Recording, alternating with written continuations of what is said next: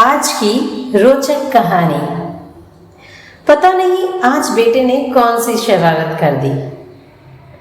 कहते हैं बच्चे माँ की डांट तो याद रखते हैं, लेकिन माँ का त्याग तब समझते हैं जब एक दिन वह चुप हो जाती है।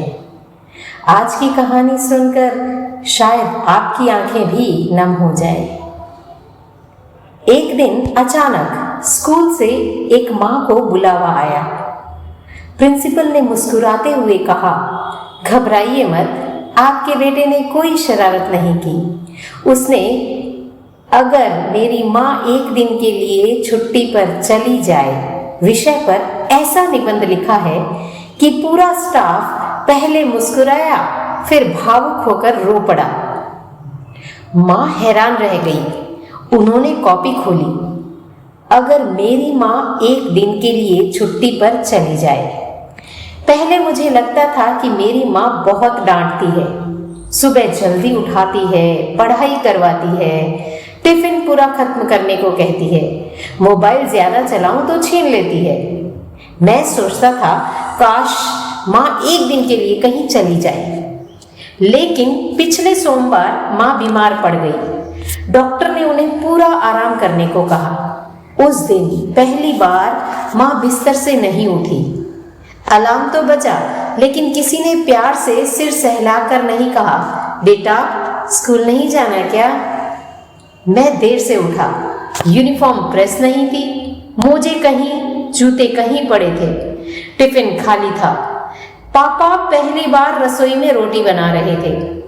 रोटी गोल नहीं बनी, भारत का नक्शा बन गई। तब पहली बार समझ आया माँ हर सुबह कितने काम करती है। स्कूल से लौटा तो दरवाजे पर कोई इंतजार नहीं कर रहा था। माँ बुखार में थी, फिर भी मुस्कुरा कर बोली, आ गया मेरा राजा बेटा। मैंने कहा, माँ भूख लगी है। उन्होंने उठने की कोशिश की, लेकिन दर्द से फिर लेट गई। उस दिन पहली बार मैंने खुद खाना निकाला। खाना ठंडा था, लेकिन उससे ज्यादा ठंडा घर लग रहा था। रात को देखा माँ को तेज बुखार में भी पापा से पूछ रही थी, बेटे ने दूध पी लिया, होमवर्क कर लिया, कल उसकी ड्राइंग कॉपी रखना मत भूलना। उन्हें अपनी बीमारी से ज्यादा मेरी चिंता थी। अगले दिन मैंने माँ का मोबाइल देखा। सोचा था गेम होंगे, लेकिन उसमें सबसे ज्यादा फोटो मेरी थी। मेरे पहले स्कूल की, मेरी पहली साइकिल की, मेरी बीमारी की। माँ की अपनी एक भी अच्छी तस्वीर नहीं थी। तब समझ आया शायद माँ अपनी जिंदगी जीती नहीं, वह हमारी जिंदगी जीती है। तीसरे दिन मैंने उनके पैर दबाए। माँ मुस्कुरा कर बोली, आज सूरज पश्चिम से निकला है क्या? मैं हंसा, लेकिन मेरी आंखों में आंसू थे। मुझे एहसास हुआ मेरी स्कूल की टी शर्ट अपने आप अलमारी में नहीं आती, टिफिन अपने आप नहीं भरता, मेरी पसंद का खाना अपने आप नहीं बनता।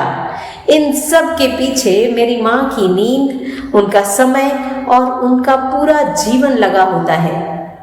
अगर भगवान मुझसे कहे कि दुनिया की सबसे कठिन काम क्या है, तो मैं कहूँगा माँ होना।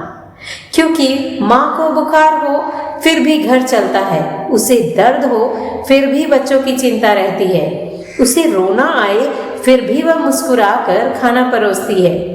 अब मैं भगवान से कभी नहीं कहूँगा कि मेरी माँ एक दिन के लिए कहीं चली जाए। मैं तो बस यही कहूँगा, भगवान मेरी उम्र भी मेरी माँ को दे देना, क्योंकि माँ घर में हो तो छोटा सा घर भी स्वर्ग लगता है। निबंध खत्म हुआ। कॉपी पढ़ते पढ़ते माँ की आंख से आंसू बहने लगे। उन्हें याद आया कुछ दिन पहले बेटे ने गुस्से में कहा था, आपको सिर्फ डांटना आता है। लेकिन आज उसी बेटे ने बिना किसी के समझाए माँ का पूरा त्याग समझ लिया था। प्रिंसिपल ने धीरे से कहा, बच्चे हमारी बातें नहीं, हमारा त्याग पढ़ लेते हैं, बस उन्हें समझने में थोड़ा समय लगता है। घर पहुंचते ही बेटा दौड़ कर आया। इस बार उसने कुछ नहीं कहा, बस माँ को गले लगा दिया। रात को उसने अपनी प्लेट खुद उठाई। जूते खुद साफ किए और सोने से पहले माँ से बोला, माँ आज से आपको काम में कभी अकेला नहीं छोड़ूंगा। माँ मुस्कुरा दी। उन्हें लगा जैसे उनकी सारी थकान उसी एक वाक्य में उतर गई। दोस्तों, अगर आपके माँ बाप आज आपके साथ हैं तो उनके साथ कुछ पल जरूर बिताइए। उनके हाथ पकड़कर सिर्फ इतना कह दीजिए, आप हैं इसलिए मेरा संसार है। अगर ये कहानी आपके दिल को छुई हो तो वीडियो को लाइक करें, अपने दोस्तों के साथ शेयर करें और ऐसे ही दिल को छू लेने वाली कहानियों के लिए हमारे चैनल को सब्सक्राइब करना ना भूलेंगे। धन्यवाद।